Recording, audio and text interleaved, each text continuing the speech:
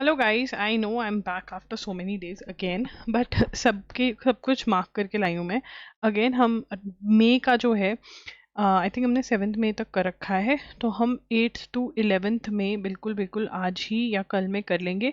और इवन अप्रैल के भी बैकलॉग्स हम फटाफट से ख़त्म करेंगे, ठीक है ना। और अब मेरे ख्याल से अब रेगुलर होने वाली ये चीज़ें, बिकॉज केसेस भी नहीं है, अब कोर्ट में भी थोड़ी छुट्टियाँ हो जाएंगी, एंड वैसे भी और कुछ नहीं है, ठीक है। India has sufficient stocks on off fuel commodities government. तो कल मोदी जी ने बोला कि भाई देखो, ऐसा है कि देश को बोला उन्होंने कि आप एक तो गोल्ड मत खरीदो, ठीक है ना, बाहर ट्रैवल करने मत जाओ, ये सब चीज़ें, मतलब कुछ कुछ और चीज़ें भी कही हैं। तो बट यहाँ पर इंडिया के पास सफिशेंट कमोडिटीज़ हैं, स्टॉक ऑफ फ्यूल है, ऐसा गवर्नमेंट बोल रही है, ठीक है ना। ऐसा किसमें बोला? 5th meeting of the informal group of ministers chair by defence minister eight. तो यहाँ पर क्या हो रहा था ये हमें पता होना चाहिए कि इनकी क्या मीटिंग्स हो रही है। 5th मीटिंग ऑफ, ये लिखेंगे, 5th meeting of informal, 5th meeting of informal group of ministers, that is IGOM, ठीक है ना, IGOM, ठीक है। And this is chaired by whom? Chaired by the defence minister of India, bye defence minister. Defence minister जो हैं इसको chair करते हैं, ठीक है। उसके बाद आगे चलेंगे। इंडिया के पास foreign reserves as of now कितने हैं? $703 बिलियन फॉरेन रिजर्व्स हैं, फॉरेन रिजर्व्स हैं। इंडियाज फॉरेन एक्सचेंज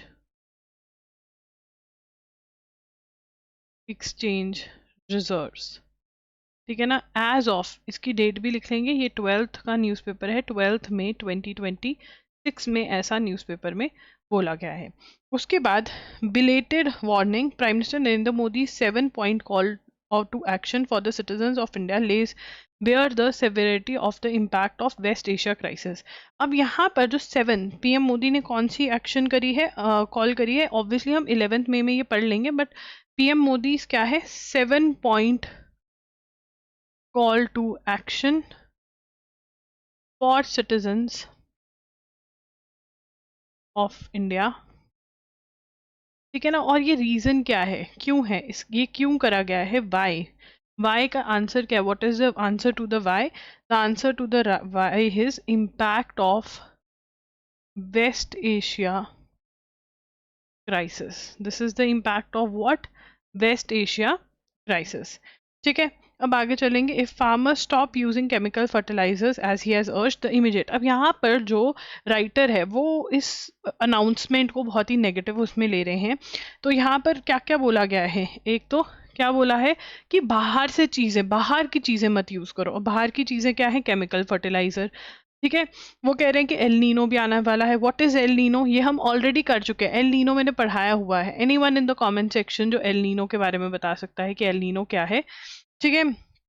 उसके बाद ये बोल रहे हैं कि रिजर्व बैंक के पास एक्सचेंज जो है वो है तो है, फिर ये क्यों कर रहे हैं, ये गलत है, ये सब बोला, ये सब ओपिनियन है, ठीक है। Double world championships bronze medal Vinesh Phogat come back bid after sabbatical following the Paris Olympics hit a roadblock when the Wrestling Federation of India found her ineligible as per United World Wrestling rule, which requires retired athletes to inform the world body 6 months prior to their intended return to the competition. अब विनेश फोगट ने retirement ले ली थी, ठीक है ना, but now she wants to come back again, okay. तो विनेश फोगट, तो विनेश फोगट ने रिटायरमेंट क्यों ले ली थी, ठीक है ना। विनेश फोगट के साथ ओलंपिक्स में इंसिडेंट हुआ था, दैट वो जिस कैटेगरी में खेल रही थी उनका वेट उतना नहीं हो पाया, उन्होंने बहुत कोशिश करी, फिर लोगों ने बोला कि इनका एक्चुअल कैटेगरी जो थी वो ऊपर की कैटेगरी थी, बट इन्होंने जानबूझ के नीचे वाली कैटेगरी में वो खेली हैं, विच इज़ नॉट राइट, ठीक है। तो विनेश फोगट जो हैं, ठीक है, पेरिस, उन्होंने रिटायरमेंट ले ली थी। कब रिटायरमेंट ले ली? रिटायरमेंट ले ली following the Paris Olympic hit, ठीक है ना। उन्होंने बहुत बोला मोदी जी को कि आप हमें खेलने दो, बट रूल्स तो रूल्स होते हैं, और रूल्स उन्होंने फॉलो नहीं किए थे, ठीक है। उसके बाद अब ये क्या कह रही हैं, ठीक है ना, wants to come back again, come back, ठीक है ना, and participate in the games, but उसके लिए क्या चाहिए? अकॉर्डिंग टू द रूल्स, ठीक है, फाउंड हर, तो यहाँ पर हम यहाँ से लिख लेंगे wrestling federation of India did not, कह रही है कि आपको 6 मंथ्स पहले हमें बताना चाहिए था, ये आप नोट करेंगे, ठीक है ना। उसके बाद रेसलर्स प्रोटेस्ट में भी इनका पूरा योगदान रहा है। 2023 prominent face in 2023 wrestlers protest, जिसमें सेक्सुअल हरासमेंट की एलिगेशन लगाई WFI के प्रेसिडेंट के ऊपर, ठीक है ना। अब फोगट जो है वो क्यों नहीं खेल पा रही? Firstly that she did not adhere to 50 kg weight. Now Phogat on 3 separate prominent grounds. Firstly, she did not adhere to 50 kg weight limit and was disqualified after reaching the final at Paris Olympics, ठीक है ना। 50 kg की जो wait limit थी वो नहीं पहुंच पाई, और उन्होंने ये कहा कि उसकी कैटेगरी ऊपर की कैटेगरी बनती थी, जान पूछ के नीचे की कैटेगरी में, तो लॉस ऑफ मेडल हुआ और नेगेटिव पब्लिसिटी हुई इंडिया की। Athlete in the registered testing pool, जो रजिस्टर्ड एथलीट्स होते हैं उनका बार बार कौन सा टेस्ट होता है? डोप टेस्ट होते हैं, ठीक है ना। उनको टाइमिंग देना होता है कि इस टाइम से इस टाइम तक मैं अवेलेबल हूँ, मेरा डोप टेस्ट कीजिए। ड्रग्स के लिए उनकी टेस्टिंग बहुत ज़रूरी है, ये रेगुलेशंस हैं जो फॉलो करनी होती हैं, ठीक है। Now, including in December 18, shortly, third Fogart violated a new WWE rule by competing in 2 weight categories, 50 kg and 53 kg। 2024 में जो सिलेक्शन हो रहा था, ओलंपिक के क्वालिफाइंग इवेंट हुए थे, उसके अंदर इन्होंने 50 kg और 53 kg दोनों में पार्टिसिपेट किया, जो कि अलाउड नहीं है। तो विनेश फोगट दोबारा से न्यूज़ में है, ये दोबारा से खेलना चाहती हैं रेसलिंग, ठीक है, बट करना चाहती हैं बॉक्सिंग, रेसलिंग करना चाहती हैं, ठीक है, रेसलिंग करना चाहती हैं, बट ये रूल्स ने फॉलो नहीं किए हैं। We never considered becoming 51st US state. Venezuela has never contemplated, तो वेनेजुएला का हमें पता है जनवरी में इनका निकोलस मडूरो जो है US से उठा के ले गया था, इनका प्रेसिडेंट निकोलस मडूरो जो प्रेसिडेंट ऑफ वेनेजुएला उसको उठा के ले गया। USA ने वेनेजुएला में क्या किया? इनके ऑयल, जो क्रूड ऑयल था उसके ऊपर कंट्रोल कर लिया है, ठीक है ना। अपने पसंद का तो नहीं लीडर, पर लीडर जो है अब उसके कंट्रोल में, ठीक है ना, वेनेजुएला पे अपना कंट्रोल कर लिया है। उसके बाद EU agree sanctions on West Bank settlers and Hamas leaders, तो यहाँ पर EU ने सैंक्शंस लगाए हैं हमास के ऊपर और इजरायली लोगों के ऊपर भी। European Union reached a unanimous political agreement on Monday to issue new sanction on Hamas leader and the Israeli settler movement. तो अब इसराइल क्या करता है? देखो, एक तो इसराइल है, ठीक है ना, एक पैलेस्टीन किसका बनता है? पैलेस्टीन में 2 मेजर जगहें आती हैं, एक तो है गाजा और एक है वेस्ट बैंक, ठीक है। अब इजरायली क्या करते हैं, ये लोग जगह एक्वायर करते रहते हैं और वहाँ पर कब्जा कर लेते हैं और वहाँ पर कंस्ट्रक्शन करते रहते हैं, ठीक है ना। तो EU कह रहा है कि ये बहुत ही गंदी बात है, हम इससे बिल्कुल भी अग्री नहीं करते, हम इनके अगेंस्ट सैंक्शंस करेंगे। और सैंक्शंस का मतलब साधारण भाषा में बोलो, सैंक्शन का मतलब रोक टोक। आपके माँ बाप आपको रोकते टोकते हैं, आपके ऊपर सैंक्शंस लगे हुए हैं, ठीक है ना, आप भी बेचारे हो, ठीक है। अब यहाँ पर EU agrees sanctions on West Bank settlers and Hamas leaders, ठीक है ना। तो EU क्या कह रहा है? अग्री करता है कि सैंक्शंस लगाएंगे किसके ऊपर? वेस्ट बैंक के लीडर, वेस्ट बैंक सेटलर्स जो वेस्ट बैंक में सेटल हो रहे हैं, मतलब पैलेस्टीन की जगह पे इजरायली लोग सेटल हो रहे हैं, और हमास लीडर्स जिन्होंने अटैक किया था इजराइल के ऊपर, दोनों के ऊपर ये सैंक्शंस लगाएंगे, ठीक है ना। Europeans after year of deadlock and growing popular pressure sparked by कारने, the EU is sanctioning the day today the main Israeli organization guilty of supporting the extremist and violent, ठीक है ना। तो यहाँ पर EU sanction Israeli organization guilty of supporting extremism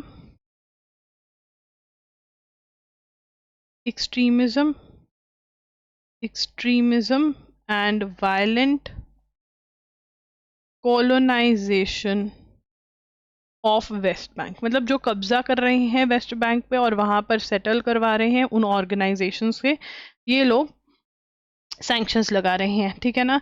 sanctioning और किस पे लगा रहे हैं? मेन लीडर्स ऑफ हमास पे भी ये सैंक्शंस लगा रहे हैं, ठीक है ना। टेररिस्ट मूवमेंट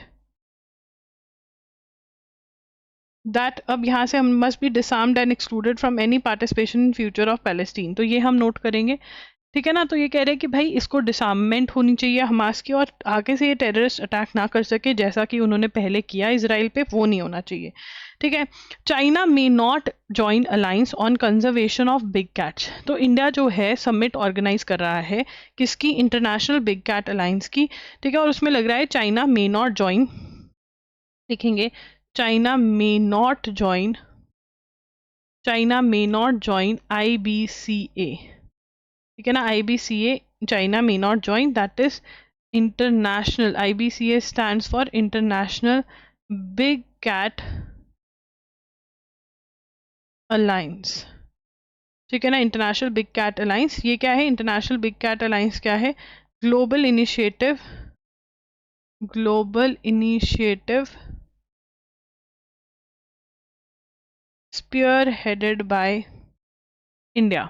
ठीक है ना, ये कैट्स को बचाने के लिए, जो वाइल्ड कैट्स को बचाने के लिए इनिशिएटिव है, और इसको इंडिया हेड कर रहा है, और इस बार इंडिया ही इसका इसकी समिट भी ऑर्गेनाइज कर रहा है। सऊदी अरेबिया ने confirm, Saudi Arabia confirmed membership. तो सऊदी अरेबिया कह रहा है कि मैं इसका मेंबर बनूंगा। ठीक है। अब इसमें वाइल्ड कैट्स जो हैं, ठीक है, टाइगर, लायन, लेपर्ड, चीता, पूमा, जैगवार, स्नो लेपर्ड, ये सब है। ठीक है। फर्स्ट एवर समिट हो रही है 1 से 3 जून के बीच में, 95 कंट्रीज यहाँ पर आ रही हैं। ठीक है। इसका हम डिटेल्स तो यहाँ पर ठीक है, तो यहाँ पर वो कह रहे हैं कि चाइना में बहुत कम है वाइल्ड कैट्स, बट चाइना जो है IBCA का मेंबर नहीं बनना चाह रही है। अब इसके बाद हम बहुत ही इंपॉर्टेंट चीज़ करेंगे, this is very very important. ठीक है। इसमें क्या है, SC launches 1 case 1 data and Su Sahay chatbot. ठीक है। सुप्रीम कोर्ट ने क्या लॉन्च करा है, 1 केस 1 डाटा, मतलब एक केस का। अब क्या होता है देखो, समझने की कोशिश करेंगे यहाँ पर केसेस कैसे चलते हैं। मान लो डिस्ट्रिक्ट कोर्ट में केस फाइल हुआ, ठीक है ना, भाई नहीं हो पाया, हाई कोर्ट में चला गया, या यहाँ पे भी 1-2 बार चैलेंज हो गया, ठीक है, फिर सुप्रीम कोर्ट में गया। ठीक है। कितनी कितनी बारी एक एक कोर्ट में भी चैलेंज हो सकता है। ठीक है।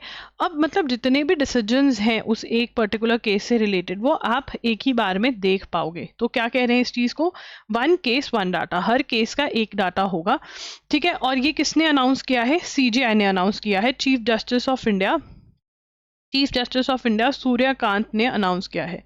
तो chief justice of India Suryakant announced,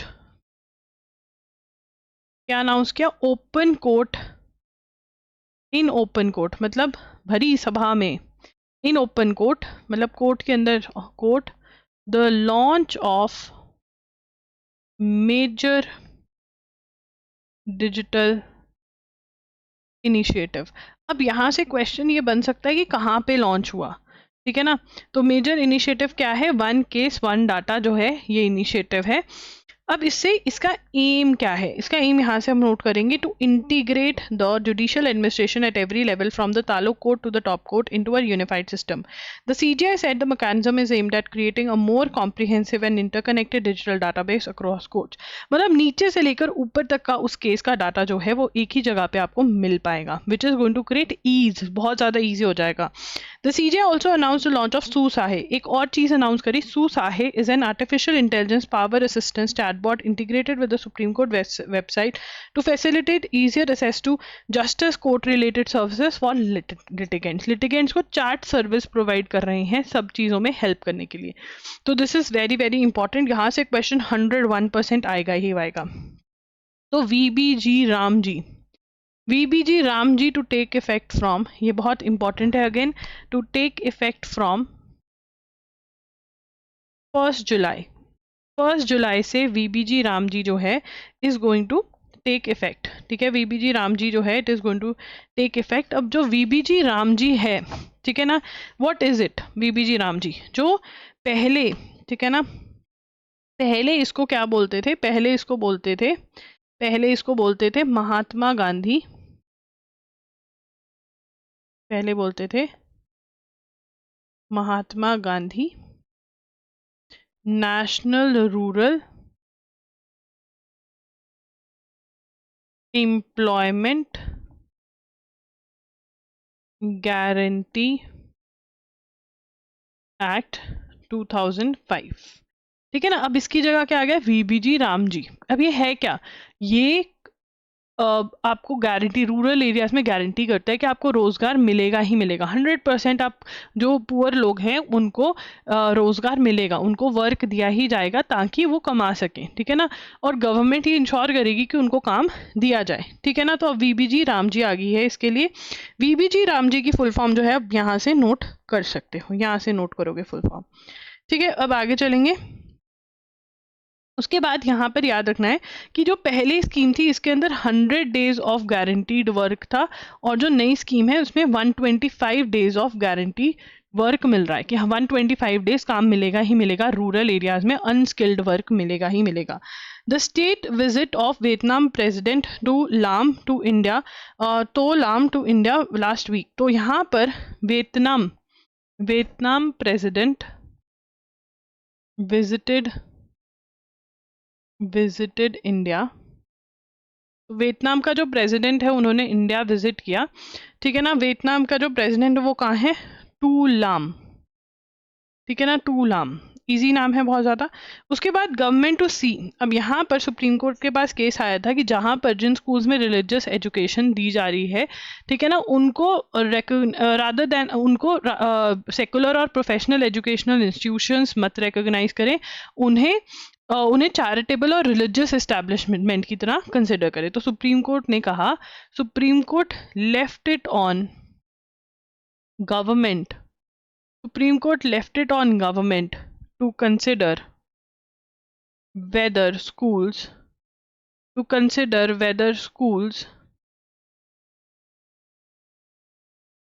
which impart religious education, which impart religious instructions should be brought within the ambit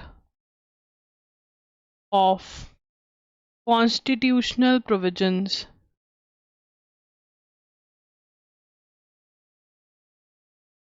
dealing with charitable or religious establishments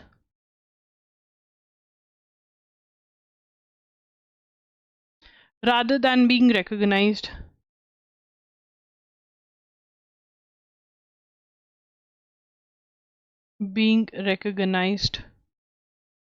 as secular or professional educational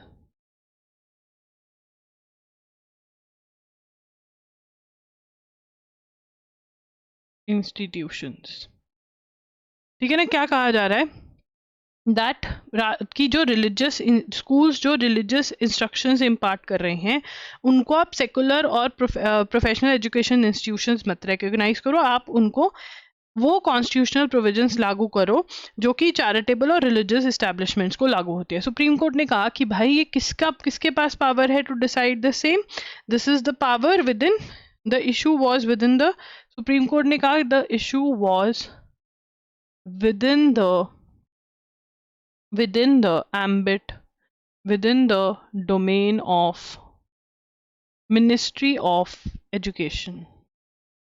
Ministry of Education के अंदर ये Ministry of Education is having the power to decide the same। हमारे पास power नहीं है।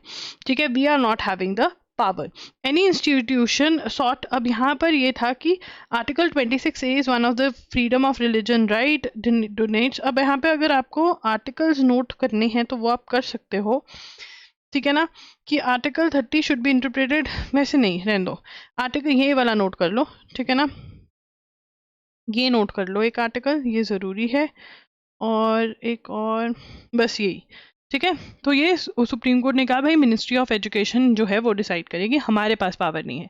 India's waste crisis is no longer a localised urban nuisance but a national ecology emergency. हमारे यहाँ पर इतना वेस्ट इकट्ठा हो रहा है, हर जगह जाओ पहाड़ है, जो पहाड़ कूड़े क्या हमें दिल्ली में दिखता था, अब मनाली जाओ, आप कहीं पे भी चले जाओ, अपने शहर में चले जाओ, गाँव में चले जाओ, आपको वो पहाड़ दिख रहे हैं। दिख रहे हैं या नहीं दिख रहे? ठीक है, दिख रहे हैं ना? ठीक है ना? तो दिख ही रहे हैं हमें, राइट? तो यहाँ पर तो वेस्ट मैनेजमेंट वाला हम देखेंगे अब। वेस्ट मैनेजमेंट इन इंडिया, मुझे लग रहा है कि मेरा एप्पल पेंसिल जो है ना वो चेंज करना पड़ेगा, ढंग से लिख नहीं रहा है। चलो कोई बात नहीं, आप इधर फोकस करो। तो यहाँ पर वो कह रहे हैं बहुत बड़ी प्रॉब्लम है, और हमें यहाँ पर क्या पता चला है कि जो सॉलिड वेस्ट मैनेजमेंट रूल्स हैं, रूल्स हैं 2026, ठीक है ना, notified in super session of 2016 rules and brought into effect from 1st April 2026। ठीक है ना? ये क्यों लेकर आए हैं? ये लेकर आए हैं come into effect, they have come into effect. Why? Brought into effect from first are animated by legitimate and urgent environment purpose, ये नोट करेंगे।